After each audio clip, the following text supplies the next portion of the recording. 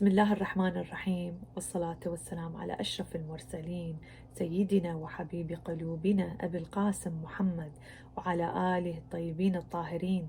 In his name I begin with the best of blessings on the noblest of prophets and the Lord and beloved of our hearts, Prophet Muhammad and his progeny. Allahumma salli ala Muhammad wa ali Muhammad. Respected sisters and brothers, Assalamu alaikum wa rahmatullahi wa barakatuh. Peace be upon you all. When we hear the word racism, we know that it's a very sensitive topic. We know that it can elicit a plethora of emotions, especially with what we are seeing in the world today yet again. But it's a topic that we do need to explore, and especially these days to understand and reflect within our communities, but also how to combat it. When we take a look at the psychological factors that can encourage somebody to behave in such a racist manner or express such racist sentiments, there are a variety of different theories that explore this. One of which is the evolutionary psychology theory, which talks about the survival benefit. To see one's own group as special or superior, this would have helped people to survive by enhancing their group cohesion. However, a lot of psychologists and researchers are doubtful of that, given how different tribes had to trade and how different they were and how they had to trade and they intermarry and how they interacted with each other. Alternative and more probable views are that it doesn't have a genetic or evolutionary basis, but rather it is a psychological trait, meaning that it is a psychological defense mechanism generated by feelings of insecurity and anxiety. So there is some evidence for this view from the psychological theory of terror management. And research has shown that when people are given reminders of their own mortality, they feel a sense of anxiety and insecurity, which they respond to by becoming more prone to status seeking, materialism, greed, prejudice, and aggression. They are more likely to conform to culturally accepted attitudes and to identify with their national or ethnic groups. The terror management theory is the motivation of these behaviors and is to enhance one's sense of significance or value in the face of death, or to gain a sense of security or belonging as a way of protecting oneself against that threat of mortality. One psychologist, Dr. Steve Taylor, who is a senior lecturer in psychology at Leeds Beckett University in the UK, and is also the author of The Leap, The Psychology of Spiritual Awakening. What he says is that racism is a similar response to a more general sense of insignificance, unease, or inadequacy. And he describes 5 psychological aspects of these racism. So number 1, if a person feels insecure or lacking in identity, they may have a desire to affiliate themselves with a group in order to strengthen their sense of identity and find a sense of belonging. Being part of something bigger than themselves and sharing a common cause with the other members of the group makes them feel more competent and significant. And of course, it's great to have pride, for example, in one's religion or their favorite soccer team or sports team. However, it could lead potentially to enmity towards other groups. So in order to further strengthen their sense of identity, members of a group may develop hostile feelings towards other groups. The group may become more defined and cohesive in its otherness too, and at times in conflict with other groups. The third aspect is when members of the group take the step of withdrawing empathy from members of other groups, limiting their concern and compassion to their fellow people. So they may act benevolently towards members of their own group, but cruel and heartless outside of their own. So this helps explain why some of the most brutal individuals in history, for example, such as Adolf Hitler, sometimes reported acts of kindness to the people around them, and then you see what they did to others. So this is related to the fourth aspect, which is a homogenization of individuals belonging to other groups. So this means that people are no longer perceived in terms of their own individual personalities or behavior, but in terms of generalized prejudices and assumptions about the group as a whole. And the fifth one, and possibly the most dangerous and destructive extreme of racism, is that people may project their own psychological flaws and their own personal failings onto another group as a strategy to avoid responsibility and blame. So other groups become more like scapegoats and consequently are liable to be punished, even attacked or murdered in revenge for their alleged crimes. So individuals with strong narcissistic and paranoid personality traits are especially prone to this strategy since they are unable to admit to any personal flaws and are especially likely to demonize others. So now that we have a better understanding in terms of some of the psychological concepts and research and theories behind why people behave in such a manner, let's take a look at how racism actually impacts our mental health. And of course, it does. Now, before getting into the deep understanding of that, let's take a look at racism as a symptom of psychological ill health. So it is seen as a sign of a lack of psychological integration, a lack of self-esteem and inner security. Psychologically healthy people with a stable sense of self and strong inner security are not racist because they have no need to strengthen their sense of self through group identity. They have no need to define themselves in distinction to and in conflict with others. So racism and xenophobia, in this context, xenophobia is the dislike or prejudice against people from other countries.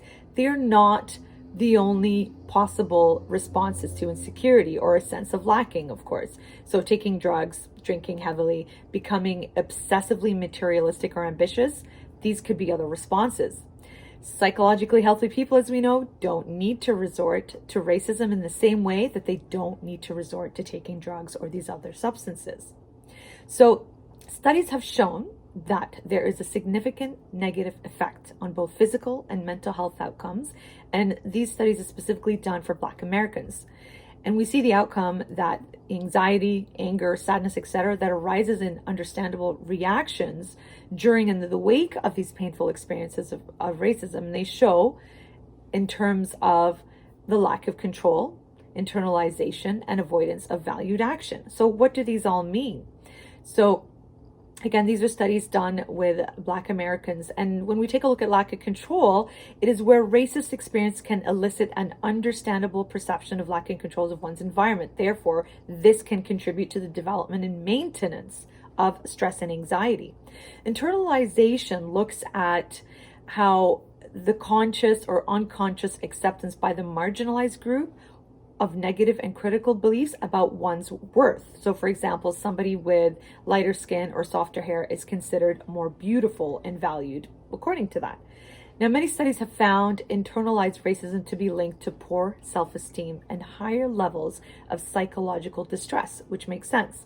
And in addition, we know through research and clinical presentations that critical beliefs about oneself and negative self-focused thoughts are associated with the development and maintenance of anxiety, symptoms, negative beliefs that can create that feeling of helplessness, worthlessness, sadness, fear, and shame. And finally, we have the avoidance of valued action. So essentially, it's avoidance of things that are most meaningful to us in our lives. And studies have also shown here and described the ways that both avoidance of our emotions and avoidance of our meaningful context contribute to the maintenance of that stress and anxiety. And we know this, and I see this in clinical practice, see this with people in our communities, that when you push away negative emotions of an event or something that triggered you, if you don't deal with that emotion in a healthy way in terms of processing, it can come back and hurt you in another way. So avoiding, blocking, dismissing, that can come back in other ways to impact you in a very negative way. And so we are taught that positive emotions are good and that negative emotions are bad. For instance, a little boy who cries because he gets knocked over playing football or soccer is called a baby. An adult who is passed up for a job opportunity is told not to take it personally, get over it. So the underlying assumption here is that we must suppress, get rid of, or replace these negative emotions with confidence, self-esteem, or optimism in order to move through our lives and to do the things that are personally meaningful. Makes sense, right? And sometimes we can do that. However, again, research documents the contradictory effects of attempts to control our emotional experience, especially showing that avoidant coping, such as pushing our feelings aside or pretending that experiences of racism, let's say, do not hurt or negatively affect us, these predict poorer long-term mental health outcomes. The things that matter to us, our values, become limited when focus is solely on attempts to avoid distressing these emotions. So negative life events, example, racism, right? They can create rigid and inflexible ways of responding that limit our ability to engage in the things that are meaningful to us. For example, the person who has social anxiety, who avoids places where they will interact with others because they don't want to experience anxiety.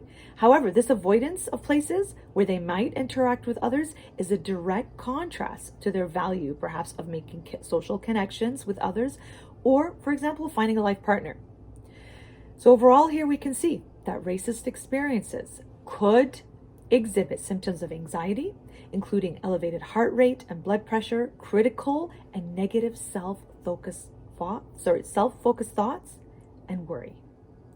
So now that we have a better understanding of how it impacts us, the mental health level, it's really important to see also the practical level within our communities, how it impacts us. So, for example, we see that a lot of reverts in our community, or converts who turn to Islam, we see that, and they could be people of different color and different backgrounds and ethnicity, they're not valued or respected as part of the Muslim community. We have attitudes from the community, and we've said this again and again, but I think it's really important to address it from this perspective. For example, marriage, right?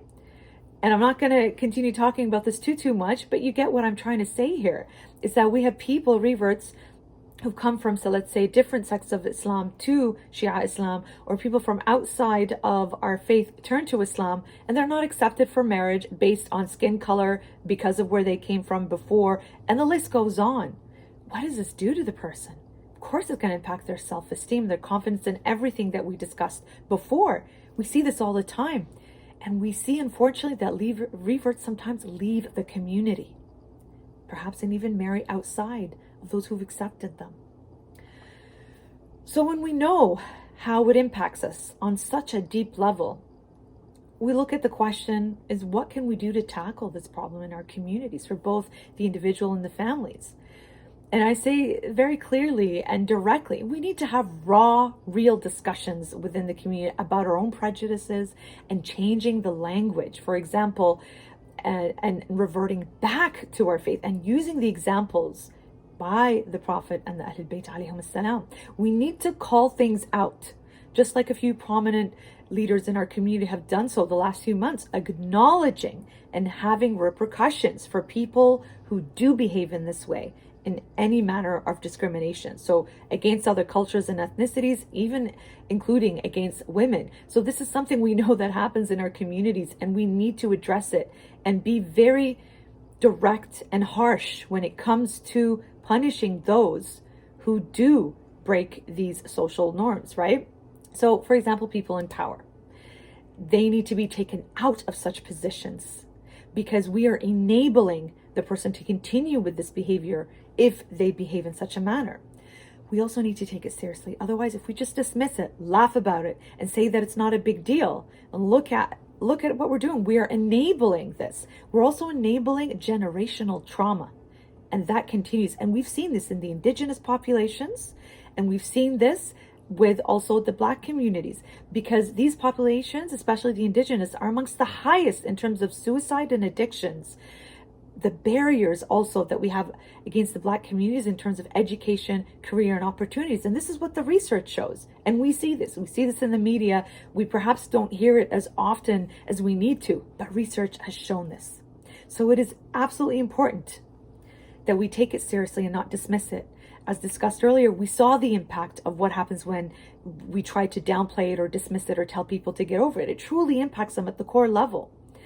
Now, how do we combat this from practical psychological methods? Well, we can take a look at it from the individual, the victim perspective rather, as well as the perpetrator.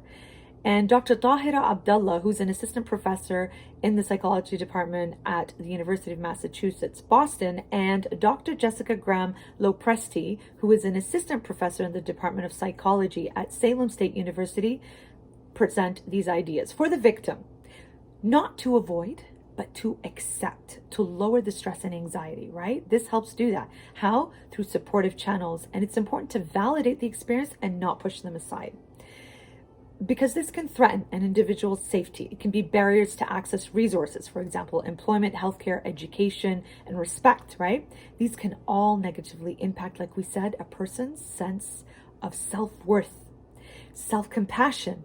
So we're often told that we're overreacting. We're hypersensitive. This perpetuates the self-perception of emotion as weakness or as being out of control. So when we experience emotional reactions in the face of racism, we can deliberately practice being compassionate within ourselves and recognizing that the anger and anxiety and sadness that we feel from such an understandable reaction during and after those painful experiences is valid.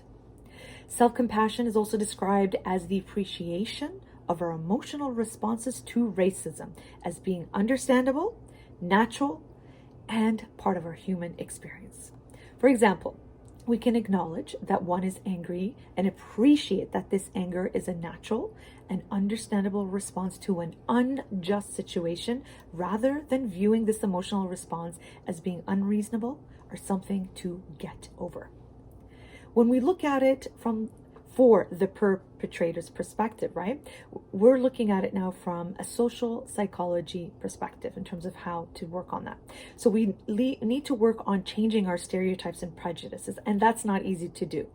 And we need to attempt to suppress, when we attempt to suppress them, it could backfire, as we know. So with appropriate effort, we can definitely reduce our tendency to rely on our stereotypes and prejudice. So prejudice will change faster when it's confronted by people who see it occurring. We see over the last few months that our community, mashallah, has been calling it out and has been talking about prejudice, has been talking about assumptions from the leadership position to the layman to try and change and work on these prejudices. There's still a lot of work to be done, but mashallah, it's been a great start with that. Inshallah, we can continue. So when we confront prejudice, it can be embarrassing, but it can also make us feel that we have done it and it's the right thing to do. Intergroup attitudes will also be improved when we can lead people to focus more on their connections with others. So the intergroup contact, extended contact with others who share friends with outgroup members and a common group identity, these are all examples of this process. Now, in addition, psychological science of racism and prejudice offer those who experience racism the same opportunity to be protected against such behaviors in the same way that we see policies mandated for behaviors and training for sexual harassment and bullying. So it's about change at the level of policy and practice. And I know we can do this in our communities as well. It is vital that we explore it from these social psychological constructs. Now, finally, when we take a look at it in terms of the themes of what we are exploring these days, we look at the Ahlul Bayt alayhim salam. We see how they exemplified the love and embracing of all.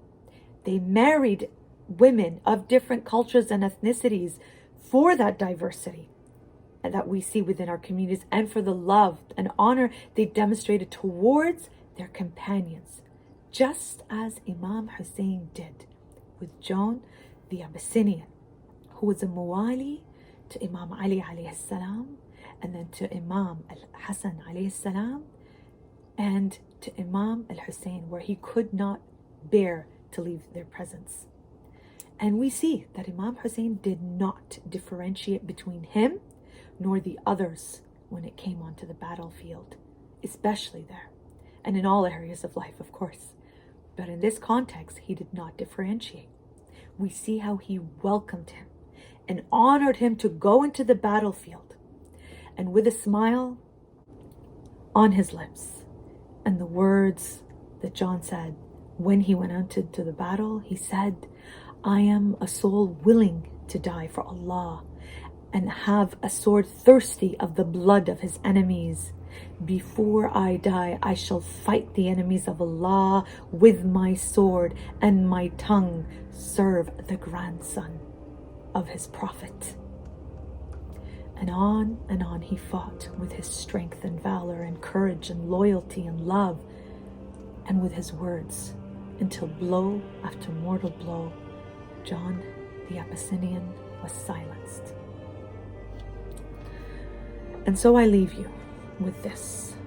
How can you reflect on the concept of racism explored tonight within your daily life? Assalamu alaikum wa rahmatullahi wa barakatuh.